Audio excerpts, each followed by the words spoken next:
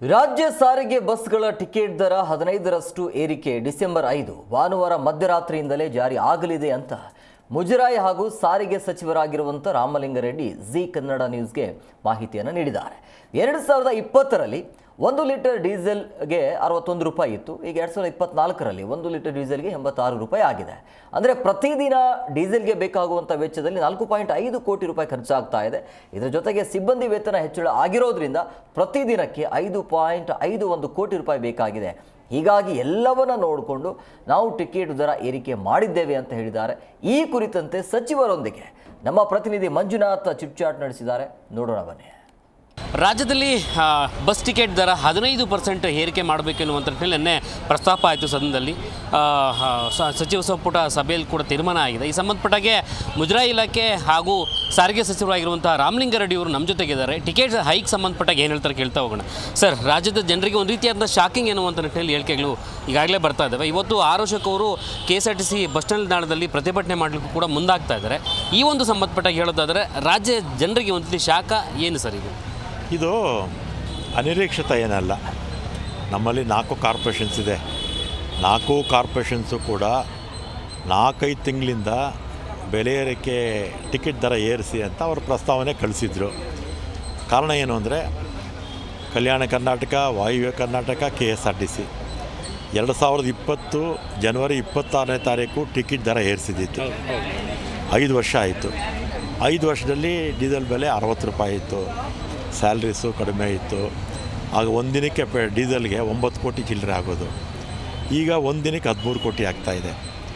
ಆಮೇಲೆ ಸ್ಯಾಲ್ರೀಸು 12 ಕೋಟಿ ಒಂದು ದಿನಕ್ಕೆ ಆಗ್ತಿತ್ತು 5 ವರ್ಷಕ್ಕೆ ಮುಂಚೆ. ಈಗ ಸ್ಯಾಲ್ರೀಸು 18 ಕೋಟಿ ಆಗಿದೆ ಒಂದು ದಿನಕ್ಕೆ. ಅಂದರೆ ನಮ್ಮ ಒಂದು ದಿನಕ್ಕೆ 10 ಕೋಟಿ ನಮಗೆ ನಷ್ಟ ಆಗ್ತಿತ್ತು. ಅದರಿಂದ ಅವರು ಪ್ರಸ್ತಾವನೆ ಕಳಿಸಿದ್ರು. ನೆನ್ನೆ ನಾವು ತೀರ್ಮಾನ ತಗೊಂಡಿದ್ದೀವಿ. ಮತ್ತು ಎಲ್ಲದಕ್ಕಿಂತ ಭಾಳ ಮುಖ್ಯವಾಗಿ ಏನು ಗೊತ್ತಾ, ಇವತ್ತು BJP ಯವರು ಹೋಗಿ ಅಶೋಕ್ ಅವರು BMTC ಬಸ್ ಸ್ಟ್ಯಾಂಡಲ್ಲಿ ಏನೋ ಪ್ರತಿಭಟನೆ ಮಾಡ್ತಾರಂತೆ. ನಮಗೆ ಅಧಿಕಾರ ಬಿಟ್ಟಾಗ 2023 ಮೇನಲ್ಲಿ 5,900 ಕೋಟಿ ಸಾಲ BJP ಯವರು ಬಿಟ್ಬಿಟ್ಟು ಹೋಗಿದ್ದಾರೆ. 5,900 ಕೋಟಿ ಸಾಲ ಇವರು ಬಿಟ್ಟು ಹೋಗಿದ್ದಾರೆ. ನಾನೇನು ಮಾಡೋದು? ಆಮೇಲೆ 2020 ಜನವರಿ 26ನೇ ತಾರೀಕು BJP ಸರ್ಕಾರ ಇತ್ತು. ಯಡಿಯೂರಪ್ಪನವ್ರು ಚೀಫ್ ಮಿನಿಸ್ಟರ್ ಆಗಿದ್ದರು. ಆಗ 12% ಫೇರ್ ಹೈಕ್ ಮಾಡಿದ್ರು. ಆಗ ಜನಕ್ಕೆ ತೊಂದರೆ ಆಗಲಿಲ್ವಾ? 2020 ಜನವರಿ 26ನೇ ತಾರೀಕು 12% ಫೇರ್ ಹೈಕ್ ಮಾಡಿದ್ರು BJP ಸರ್ಕಾರ. ಅದನ್ನು ಯಾವ ರೀತಿ ಅವರು ಡಿಪೆಂಡ್ ಮಾಡ್ಕೊಳ್ತಾರೆ? ಇವತ್ತು 5,900 ಕೋಟಿ ಅವರು ಸಾಲ ಬಿಟ್ಟೋಗದೇ ಇದ್ದರೆ ಖಂಡಿತ ನಾವು ಮಾಡ್ತಿರಲಿಲ್ಲ. ಅದರಿಂದ BJP ಯವರು ಎಡಬಿಡಂಗಿ ನಾಯಕರು. ಅವ್ರು ಹೇಳೋದೊಂದು ಮಾಡೋದೊಂದು. ನಂದು ಪ್ರಾಕ್ಟಿಕಲ್ಲು. ಈಗ 2014ರಲ್ಲಿ BMTCನಲ್ಲಿ ಬೆಲೆ ಏರಿಕೆ ಮಾಡಿದ್ದು, ಟಿಕೆಟ್ ದರ ಏರಿಸಿದ್ದು. ಆಗ 40 ರೂಪಾಯಿ ಆಯಿತು ಡೀಸೆಲ್ಲು. ಈಗ ಮೋದಿ ಸಾಹೇಬರು ಡೀಸೆಲ್ ಬೆಲೆ ಎಷ್ಟಾಗಿದೆ? 90 ಚಿಲ್ಲರೆ ಇದೆ ಅಲ್ವಾ? ಅವರು ಡೀಸೆಲ್ ಬೆಲೆ ಇಳಿಸಿದರೆ ನಾವು ಟಿಕೆಟ್ ದರ ಏರಿಸೋ ಪ್ರಮೇಯನೇ ಬರ್ತಿರಲಿಲ್ಲ. ಆಮೇಲೆ ಇವರು ಹೋಗೋಕ್ಕೆ ಮುಂಚೆ ನಮ್ಮ ಎಲ್ಲ ನೌಕರರಿಗೆ 1 ಲಕ್ಷಕ್ಕಿಂತಲೂ ಜಾಸ್ತಿ ಇದ್ದಾರೆ. ಅವರಿಗೆಲ್ಲ 15% ಜಾಸ್ತಿ ಮಾಡಬೇಕು ಅಂತ ಹೇಳ್ಬಿಟ್ಟಿದ್ದಾರೆ. ಹೇಳ್ಬಿಟ್ಟು ಹೋದ್ರೆ ತೀರ್ಮಾನ ತೊಗೊಂಡ್ರು. ಹಣ ಮಾತ್ರ ಬಿಡುಗಡೆ ಮಾಡಲ್ಲ BJP ಅವರು. ಅದಕ್ಕೆ ನಾನು ಹೇಳಿದೆ 5,900 ಕೋಟಿ ಸಾಲ ಇಟ್ಟು ಹೋಗ್ಬಿಟ್ಟು ಇವರು BJP ಅವರು ನಮಗೆ ಇವರು ನೀತಿ ಹೇಳಕ್ಕೆ ಬರ್ತಾರೆ. ಯಾವಾಗ ಅಧಿಕೃತವಾಗಿ ಟಿಕೆಟ್ ದರ ಚಾಲನೆ ಆಗುತ್ತೆ ಸರ್? 5ನೇ ತಾರೀಕಿಗೆ. ಬೆಳಗ್ಗಿನ ಆರಂಭದ ಟಿಕೆಟ್ಗಳಿಂದ 5ನೇ ತಾರೀಕು ಅಂದರೆ ಬೆಳಗ್ಗೆನೇ ಸ್ಟಾರ್ಟ್. ಸರ್, ಈ ಹಿಂದೆ ಕಳೆದ 2-3 ದಿನಗಳಿಂದ ಒಂದು ಸಭೆ ಆಗುತ್ತೆ ನೌಕರರ ಮುಷ್ಕರ ಸಂಬಂಧಪಟ್ಟಾಗೆ. ಅಲ್ಲಿ ಏನಾಯ್ತು ಸರ್? ಇವರು ಮನವೊಲಿಸುವಂಥ ಕೆಲಸ ಏನೆಲ್ಲ ಆಯಿತು ಅಂತೇಳಿ ಅವ್ರಿಗೂ ಎಲ್ಲ ಗೊತ್ತಿತ್ತು.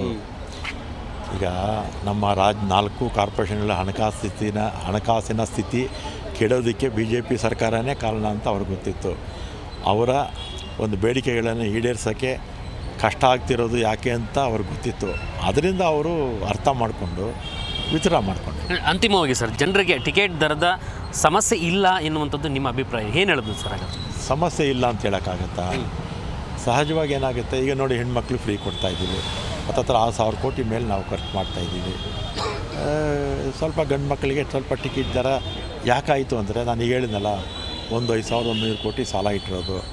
ಎರಡನೇದು ಡೀಸೆಲ್ಲು ಮತ್ತು ಸ್ಯಾಲ್ರೀಸಿಂದನೇ ಒಂದು ದಿನಕ್ಕೆ 10 ಕೋಟಿ ಖರ್ಚು ಜಾಸ್ತಿ ಆಗ್ತಾಯಿದೆ. ಇದನ್ನೆಲ್ಲ ನಿಭಾಯಿಸ್ಬೇಕಲ್ಲ. ನೀವೇ ಮಂತ್ರಿ ಆಗಿದ್ದೀರಿ, ಏನು ಮಾಡ್ತಿದ್ರಿ? ಸರ್ ಲಾಸ್ಟ್ ಕ್ವಶನ್ ಸರ್ ನಾನು ಕೇಳೋದು ಮರ್ತೆ. ಮಹಿಳೆಯರೇ ನೆನ್ನೆ ಕೇಳಿದಾಗ ನಮಗೆ ಶಕ್ತಿ ಯೋಜನೆ ಅವಶ್ಯಕತೆನೇ ಇರಲಿಲ್ಲ, ಸರ್ಕಾರ ದುಡ್ಕುವಂಥ ಕೆಲಸ ಮಾಡ್ತು ಎನ್ನುವಂಥದ್ದು ಕೂಡ ಸರ್ಕಾರದ ಮೇಲೆ ಮಹಿಳೆಯರ ಪ್ರಶ್ನೆನ ಆಗ್ತಾ ಇರುವಂಥದ್ದು. ಈಗ ಎಲ್ಲೋ ಒಬ್ಬರು ಬೆಂಚ್ ಕಾರಲ್ಲಿ ಓಡಾಡ್ತಾರಲ್ಲ, ಅವ್ರು ಯಾರೋ ಹೇಳಿರಬೇಕು. ಯಾವತ್ತೂ ಕಾರಲ್ಲಿ ಓಡಾಡದೇ ಇರೋ ಆ ರೀತಿ ಹೇಳಬೇಕು. 360 ಕೋಟಿಗಿಂತಲೂ ಹೆಚ್ಚು ಮಹಿಳೆಯರು, ಕೋಟಿಗಿಂತಲೂ ಹೆಚ್ಚು ಜನ ಮಹಿಳೆಯರು ಓಡಾಡಿದ್ದಾರೆ. ಯಾರೋ ಬೆಂಚ್ ಕಾರಲ್ಲಿ ಓಡಾಡೋರು, ಅನುಕೂಲಸ್ಥರು, ದೊಡ್ಡ ದೊಡ್ಡ ಮಹಡಿ ಮನೆಯಲ್ಲಿರೋರು ಆ ರೀತಿ ಕಾಮೆಂಟ್ ಮಾಡ್ತಾರೆ. Okay sir, thank you. ನೋಡಿದ್ರಲ್ಲ ಟಿಕೆಟ್ ಪ್ರೈಸ್ ಅಂದರೆ ರಾಜ್ಯದಲ್ಲಿ ಸಾರಿಗೆ ಸೇವೆಯಲ್ಲಿ ಕೊಡ್ತಿರುವಂಥ KSRTC, BMTC, NWRTC ಹಾಗೆ KKRTC ಬಸ್ಗಳ ಟಿಕೆಟ್ ಪ್ರೈಸನ್ನು ಮುಂದಿನ ಭಾನುವಾರದಿಂದಲೇ ಆರಂಭ ಆಗುತ್ತೆ, ಅಧಿಕೃತವಾಗಿ ಚಾಲನೆ ಆಗುತ್ತೆ ಎನ್ನುವಂಥ ನಿಟ್ಟಿನಲ್ಲಿ ಸಾರಿಗೆ ಸಚಿವರಾಗಿರುವಂತಹ ರಾಮಲಿಂಗಾರೆಡ್ಡಿಯವರ ಮಾತಾಗಿರುವಂಥದ್ದು. ಜೊತೆಗೆ ಈ ಒಂದು ಪ್ರೈಸ್ ಜನರಿಗೆ ಸಮಸ್ಯೆ ಆಗ್ಬೋದು. ಈ ಸಮಸ್ಯೆಗೆ ನಮ್ಮದು ಒಂದು ಕೂಡ ಸೂಕ್ತವಾದಂಥ ಒಂದು ಸೂಕ್ತ ಹಿನ್ನೆಲೆಯನ್ನು ನೋಡೋದಾದರೆ, ಕಳೆದ 5-6 ವರ್ಷಗಳಿಂದ ಟಿಕೆಟ್ ಪ್ರೈಸ್ ಹೈಕ್ ಮಾಡಿರಲಿಲ್ಲ. ಡೀಸೆಲ್ ಮೊತ್ತ ಜಾಸ್ತಿ ಆಗಿದೆ, ನೌಕರರ ಸಿಬ್ಬಂದಿ ವೇತನ ಜಾಸ್ತಿ ಆಗಿದೆ, ಸೇರಿದಂತೆ ನಾನಾ ವೆಚ್ಚಗಳು ಜಾಸ್ತಿ ಆಗಿರುವಂಥ ಕಾರಣದಿಂದಾಗಿ, ಅನಿವಾರ್ಯತೆ ಇರೋ ಕಾರಣದಿಂದಾಗಿ ನಾವು 15% ಟಿಕೆಟ್ ದರವನ್ನು ಏರಿಕೆ ಮಾಡುವಂಥ ಕೆಲಸ ಮಾಡಿದ್ದೇವೆ. ಜನರು ಕೂಡ ಇದಕ್ಕೆ ಸಹಕಾರವನ್ನು ಕೊಡಬೇಕು ಎನ್ನುವಂಥ ನಿಟ್ಟಿನಲ್ಲಿ ಸಚಿವ ರಾಮಲಿಂಗಾರೆಡ್ಡಿ ಅವರು ಕೂಡ ನಮ್ಮ ಜೊತೆ ಅಭಿಪ್ರಾಯವನ್ನು ಹಂಚಿಕೊಂಡಿರುವಂತಹ ಕೆಲಸ ಆಗಿದೆ. ಕ್ಯಾಮ್ರಾ ಪರ್ಸನ್ ವಿನೋದ್ ಜೊತೆ ಮಂಜುನಾಥ್ ಹೊಸಳ್ಳಿ, ಜಿ ಕನ್ನಡ ನ್ಯೂಸ್, ಬೆಂಗಳೂರು. ಜಿ ಕನ್ನಡ ನ್ಯೂಸ್ ಈಗ ನಿಮ್ಮ ಮನೆಯಲ್ಲೇ ನೋಡಿ, ಎಲ್ಲ ಕೇಬಲ್ಗಳಲ್ಲಿ ಈಗ ಲಭ್ಯ.